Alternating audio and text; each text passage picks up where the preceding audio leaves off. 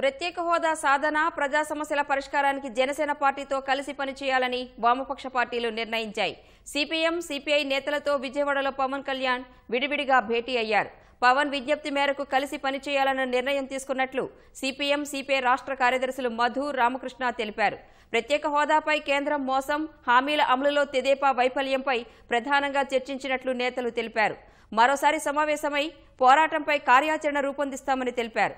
ఈ నెల 19న విజయవాడలో నిర్వహించే రౌండ్ టేబుల్ సమావేశానికి పవన్ హాజరయ్యే అవకాశాలున్నాయని వామపక్ష నేతలు స్పష్టం చేశారు.